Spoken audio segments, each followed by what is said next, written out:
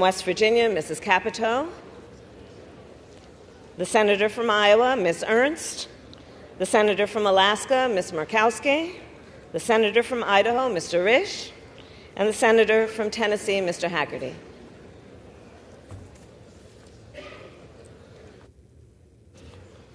Members of the escort committee have exited the chamber through the lobby doors.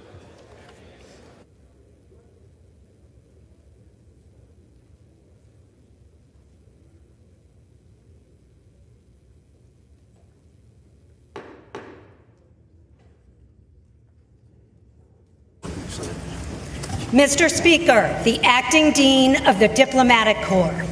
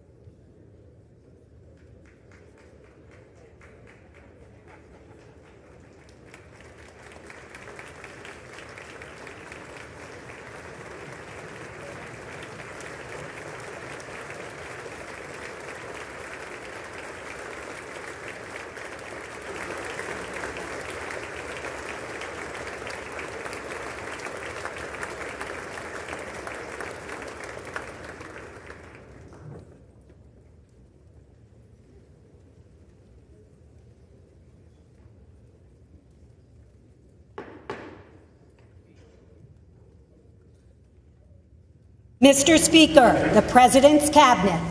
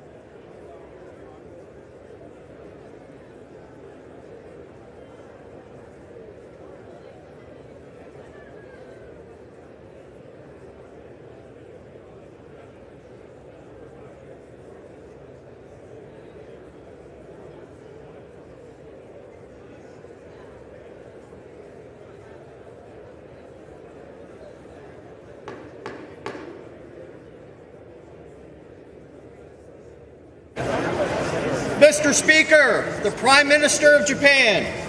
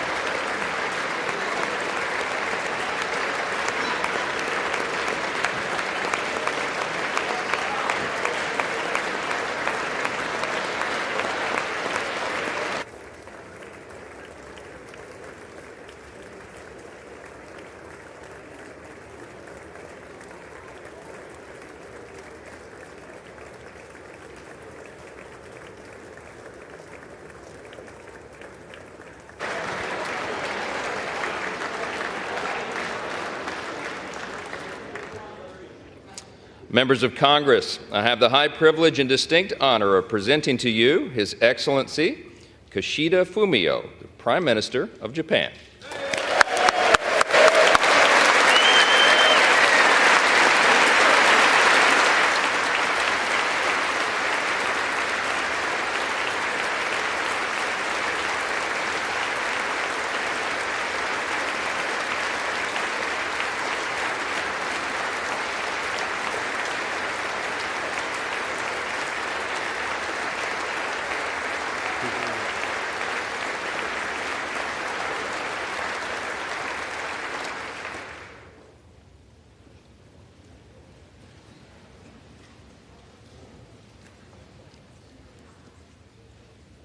Mr. Speaker, Madam Vice President, honorable members of the United States Congress, distinguished guests, ladies and gentlemen.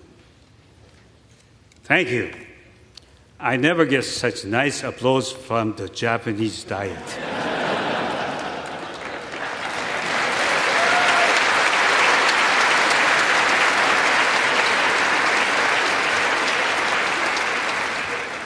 And let me introduce my wife, Yuko, who is in the gallery.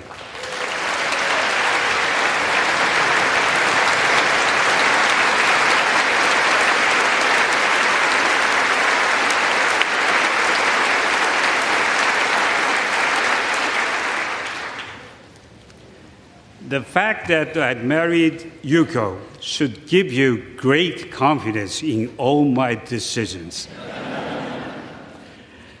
I'm truly honored to speak here in this citadel of democracy, and before you, the representatives of the American people. 9 years ago, the late Prime Minister Abe, who was a close friend of mine, stood in this very spot and gave an address titled "Toward an Alliance of Hope." I was foreign minister in his cabinet at that time, and I was deeply struck to witness the bond between our two countries. Since childhood, I have felt a connection to the United States, perhaps because I spent my first 3 years of elementary school at PS 20 and PS 13 in Queens, New York.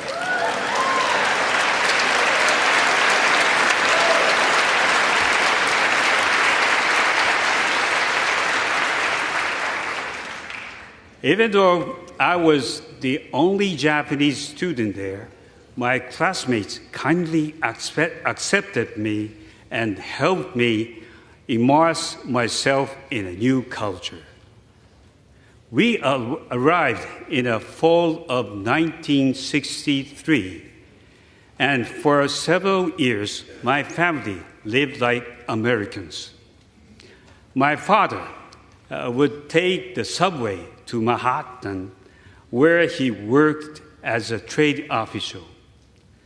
We rooted for the Mets and the Yankees and ate hot dogs at the Coney Island. On vacation, we would go Niagara Falls or here to Washington, D.C. I remember things that were strange and funny to a little Japanese boy, like watching the Flintstones. I still miss that show. Although I could never translate Yabba-dabba-doo.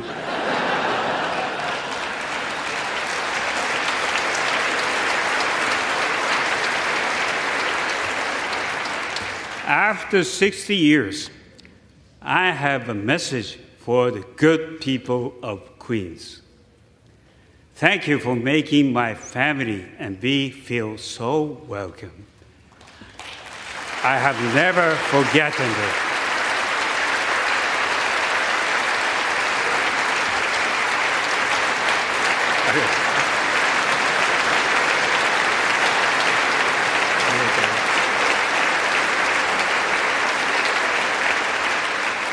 So I speak to you today as a long and close friend of the United States. I know that the National Park Service is undertaking a rehabilitation project in the tidal basin.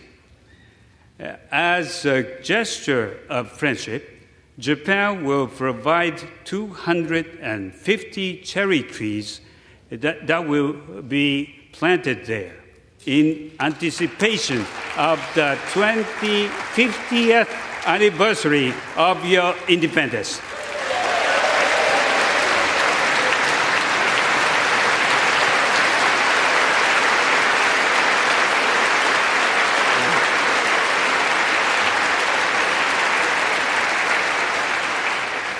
As you might also remember, the 1964 World's Fair was held in Queens.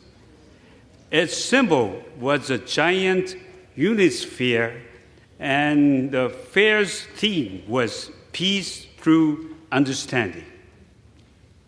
And yet, we also know that peace requires more than understanding. It requires resolve.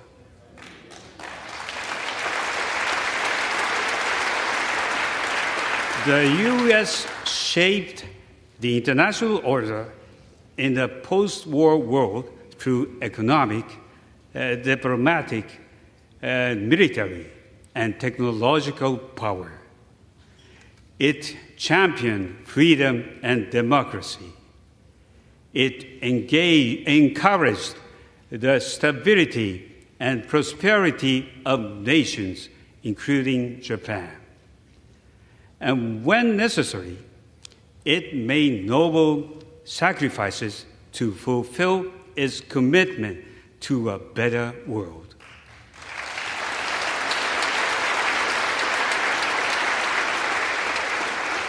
The United States policy was based on the premise that humanity does not want to live oppressed by an authoritarian state where you were tracked and surveilled and denied from expressing what is in your heart and on your mind.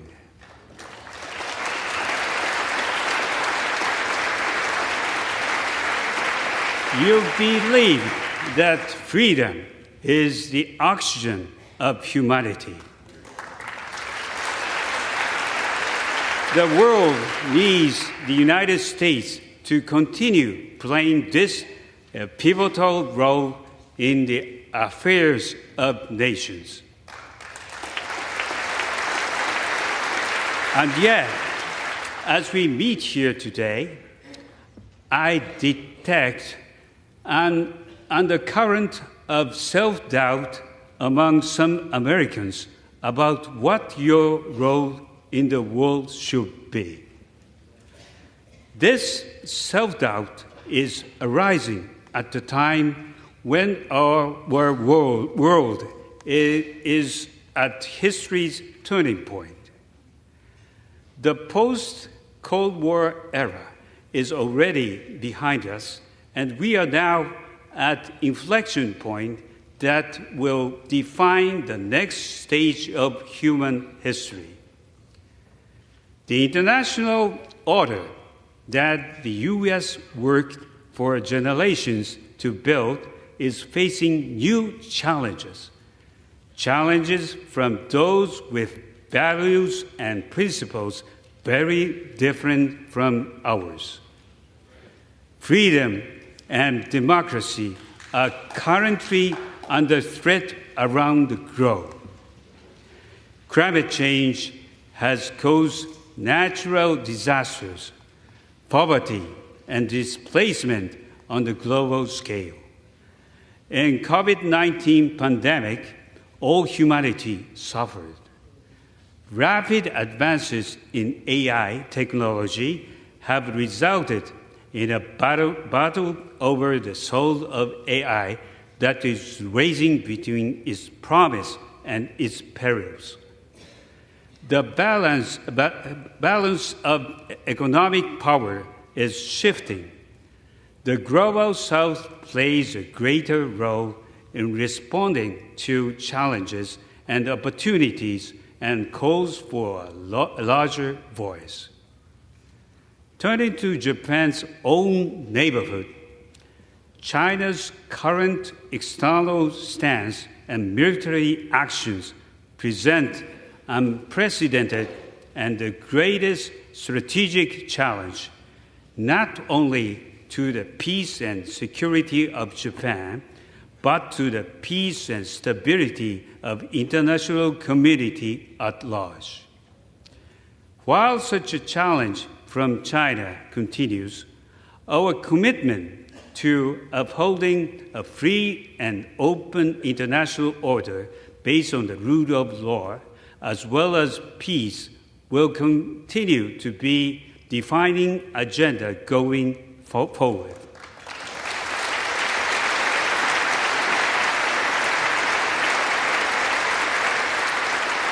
As a Hiroshima native, I have devoted my political career to bringing about the world without nuclear weapons.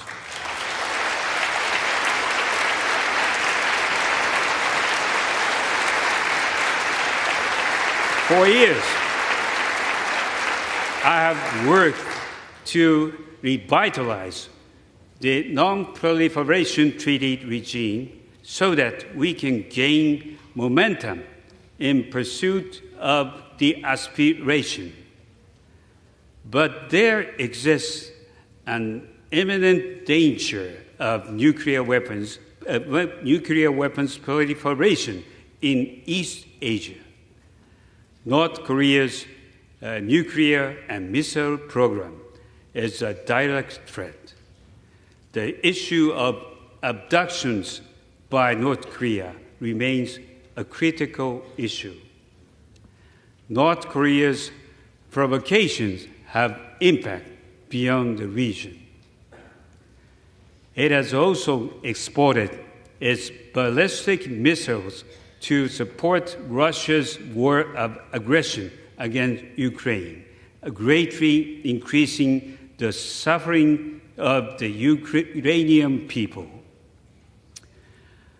Russia's unprovoked, unjust, and brutal war of aggression against Ukraine has entered its third year. As I often say, Ukraine of today may be East Asia of tomorrow.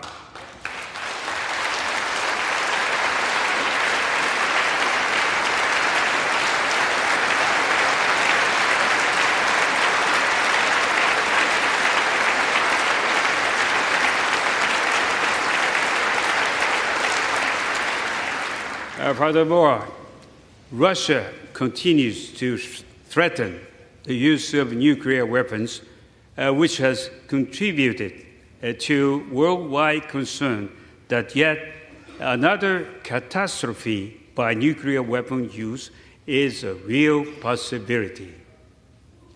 In this reality, close coordination between Japan and the U.S. is required more than ever to ensure that the deterrence our alliance provides remains credible and resilient.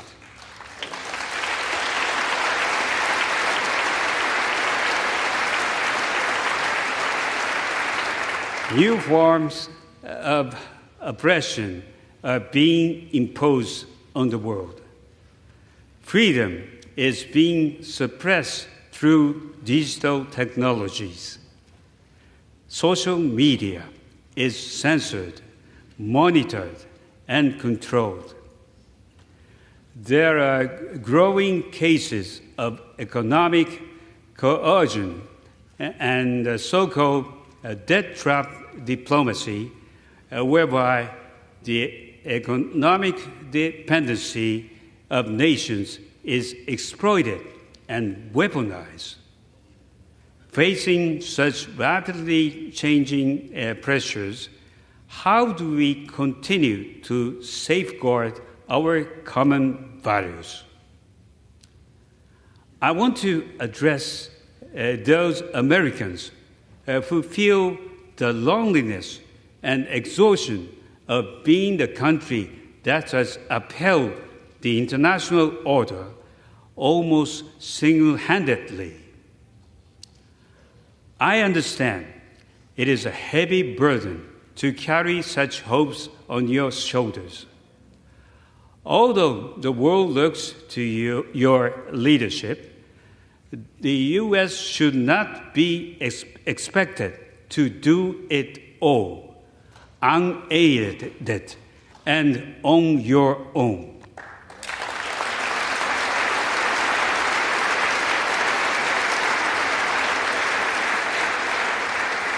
Yes, the leadership of the United States is indispensable. Without U.S. support, how long before hopes of Ukraine would collapse under the onslaught from Moscow?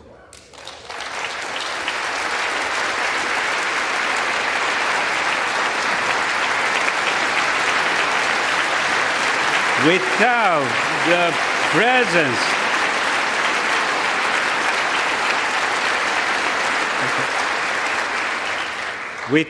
presence of the United States, how long before the Indo-Pacific would face even harsher realities.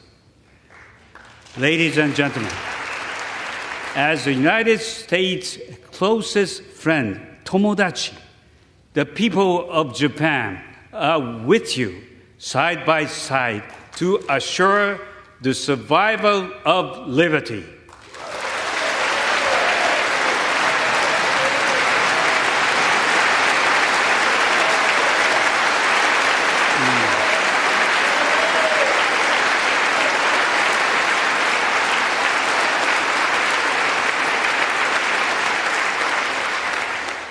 Not just for our people, but for all people. I'm not saying this out of my strong attachment to America. I'm an idealist, but a realist too. The defense of freedom, democracy, and the rule of law is the national interest of Japan. The Japanese people are fully committed to these values. I do not want to leave our children in a society where human rights were suppressed, where political self-determination is denied, where our lives are monitored by digital technology. I know you don't either.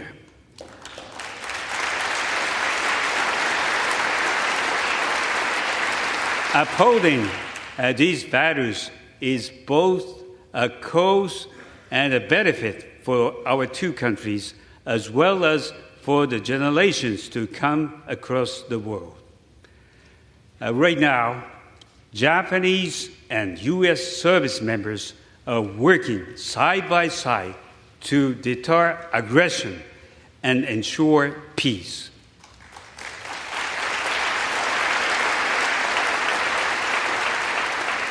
I admire them, I thank them, and I know I speak for all of us when I say they have the gratitude of both our nations.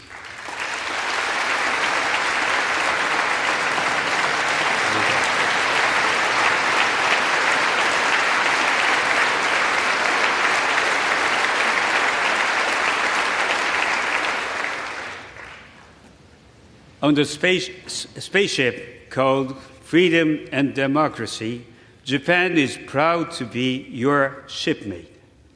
We are on deck, we are on task, and we are ready to do what is necessary. The democratic nations of the world must have all hands on deck.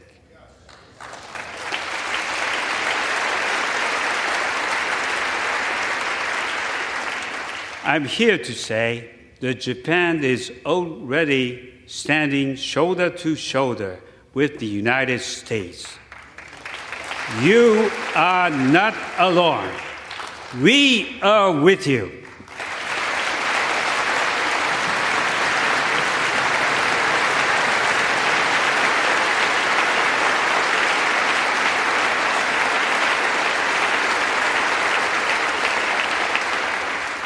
Japan has changed over the years. We have transformed ourselves from a reticent ally, recovering from the devastation of World War II, to a strong, committed ally looking outward to the world.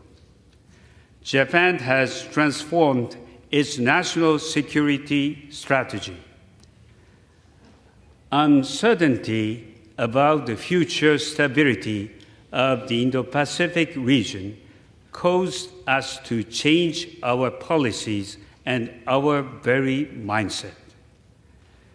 I myself have stood at the forefront in making our bilateral alliance even stronger.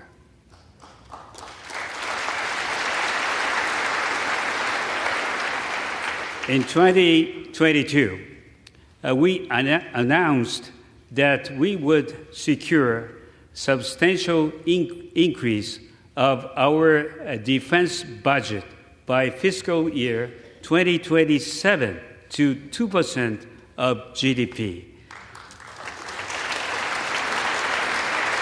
Possess counter-strike capability and improve cybersecurity. Today, deterrence that our alliance provides is stronger than ever, bolstered by U.S. extended deterrence for Japan. Japan has taken strong sanctions against Russia in the wake of its aggression against Ukraine.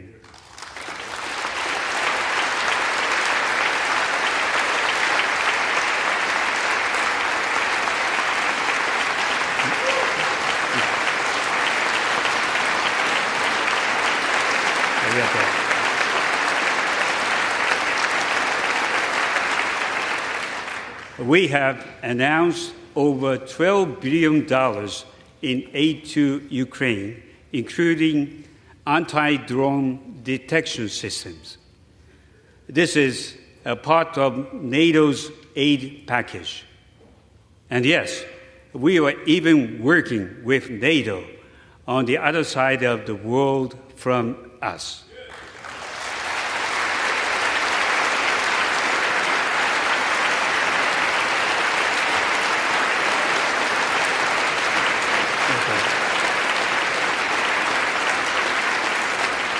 I might add that in February, I helped a devastated Ukraine get through these agonizing times.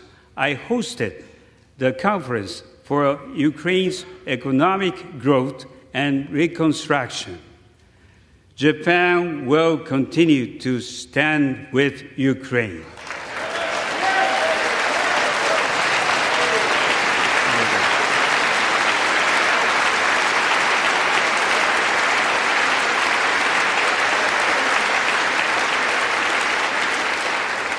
As the geopolitical landscape changed and as Japan grew in confidence, we expanded our outlook beyond that of being America's closest ally. We first became a regional partner of the United States, and now we have become your global partner. Never has our relationship been so close, our vision and approach so united.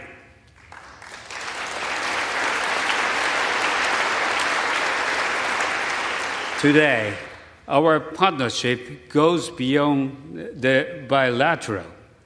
Examples include trilateral and quadrilateral cooperation among the U.S., Japan, the Republic of Korea, Australia, India, and the Philippines, as well as cooperation through the G7 and with ASEAN. Three leaders of the U.S., the Republic of Korea, and Japan convened at Camp Davis last summer to inaugurate a new era of our partnership.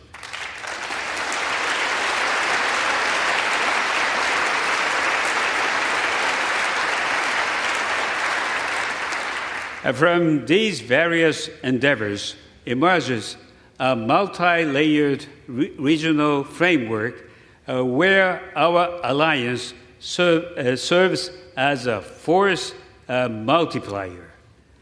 And together with these like-minded countries, we are working to realize a free and open Indo-Pacific.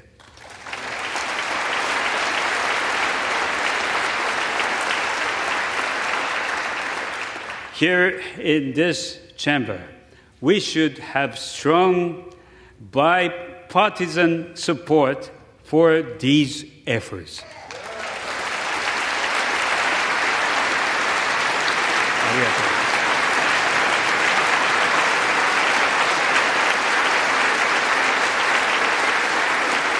Japan believes in U.S. leadership, and we also believe in the U.S. economy.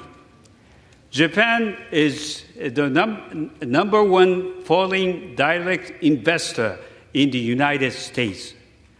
Japanese companies have invested around $800 billion, creating almost 1 million American jobs.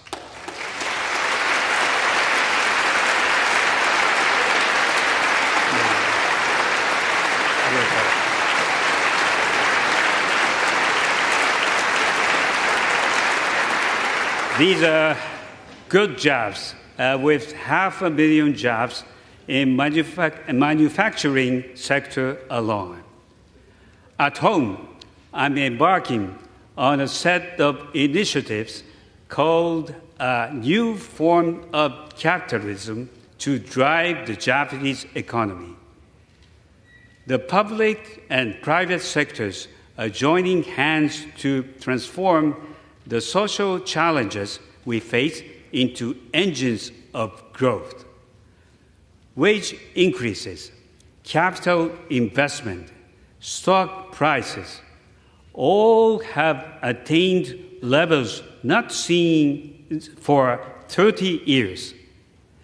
The Japanese economy is now making strides by capitalizing on these unprecedented and major changes.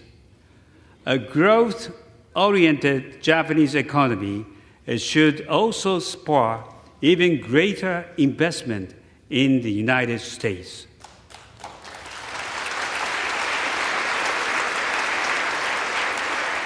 And we can then help boost the global economy to steer it toward a strong growth trajectory in the years to come. Just yesterday, President Biden and I demonstrated our commitment to leading the world on the development of the next generation of emerging technologies such as AI, quantum, semiconductors, biotechnology, and clean energy.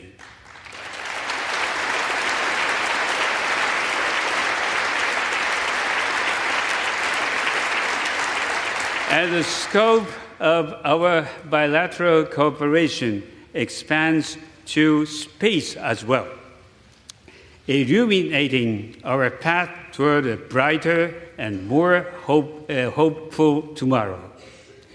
The TV broadcast of Apollo 11's lunar landing of 1969 is still seared into my memory. Japan's lunar lander mission in January achieved the first pinpoint landing in history.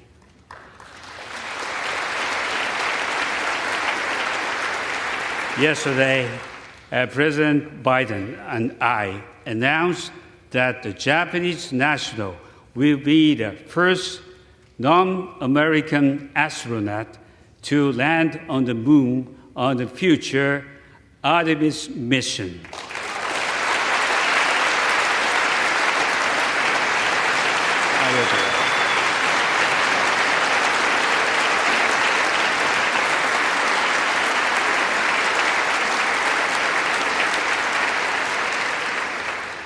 And we have two astronauts with us today.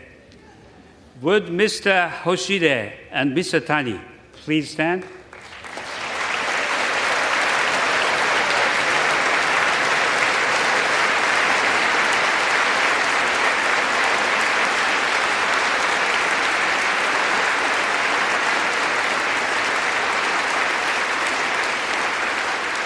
And Mr.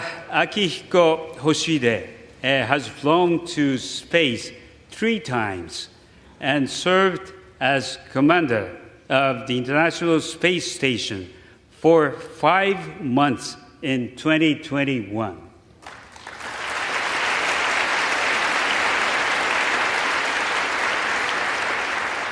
Next to him is Mr. Daniel Tani. He is a retired Japanese-American astronaut who has conducted 6 spacewalks and in his 2 missions logged over 50 million miles.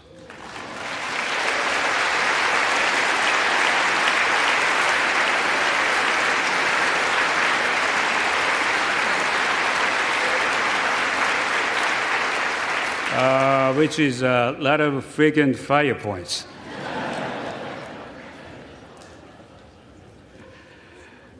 Mr. Hoshide and Mr. Tani are living symbols of our collaboration in space, and we will have many more such collaborations in the future. Thank you, gentlemen.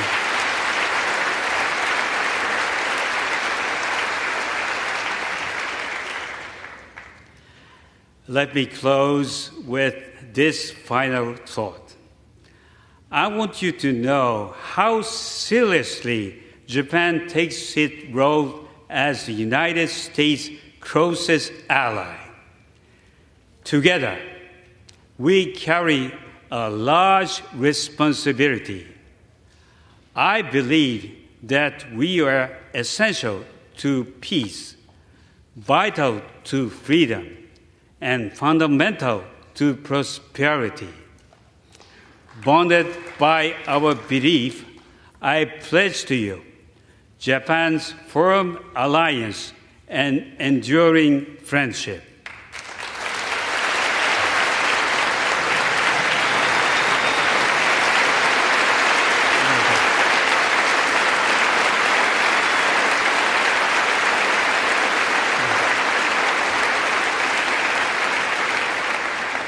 A global partners for the future. We are your global partner today, and we will be your global partner in the years ahead.